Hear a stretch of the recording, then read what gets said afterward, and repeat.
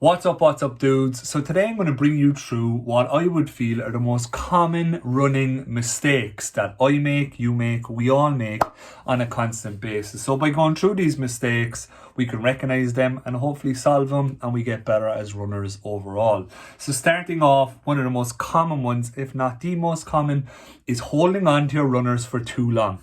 So runners wear out at a very fast rate. If they are worn out, they're going to put you at a risk of injury. They're going to make you sorer. You're not going to have as much support, and you're not going to get as much out of your runs if you don't have that really good runner beneath your feet. So a little bit of a rule: you take somewhere about 1,000 to 2,000 steps every mile that you run when you're out on a run. If you're running something like a 10k, you'll probably take up to around 12,000 steps in a 10k. That's a lot of steps.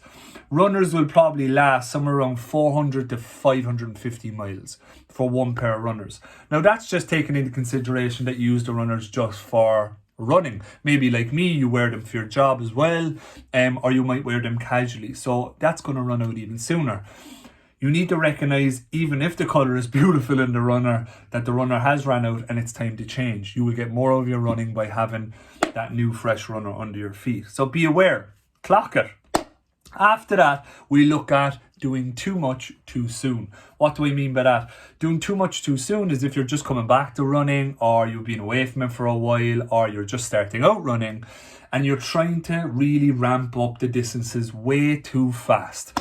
So what we want to do is use the rule on a weekly basis of just adding 10% on what you've done the last week. So if you do your accumulation of kilometers in 1 week, if you wanted to increase that distance, you'd only at a maximum do 10% more than what you did the previous week. I think that's a very simple rule. You will avoid injury, you'll avoid giving up, you will recover better, and you'll feel better about your running. Moving on, the next one is a very common one and a bit of a funny one.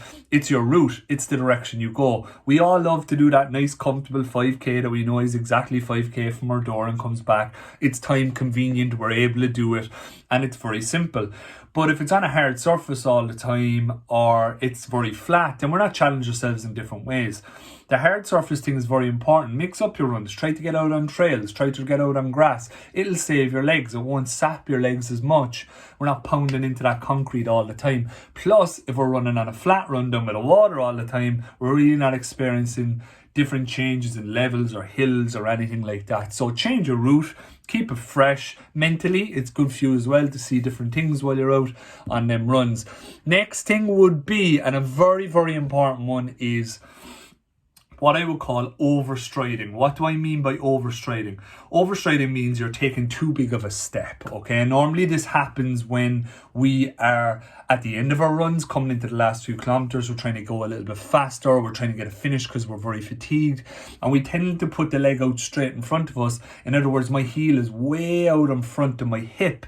And my knee is way out in front of my hip, and my heel hits the ground first. Heel striking into the floor. What this can do is it can put an awful lot of pressure on the shins. It can create shin splints by overstriding too much, and also at a really bad end, you can end up getting something like a stress fracture if you do it on a consistent basis. So we want to think about when we're running that we're not overstriding, and we want to look at a nice simple mid-foot strike into the floor, so middle of the foot.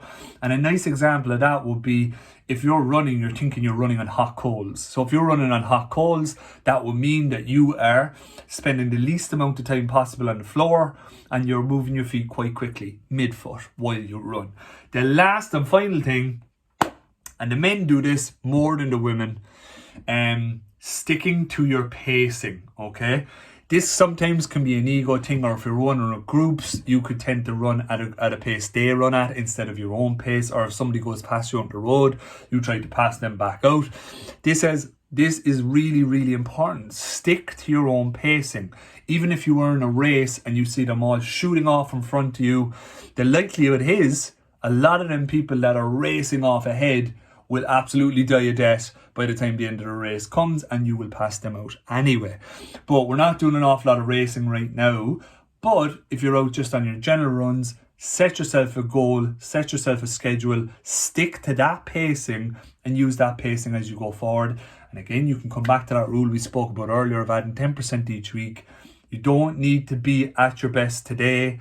You can build yourself to being the best into the future. Guys, that is my simple common mistakes that I see with runs. Hopefully it'll help you out.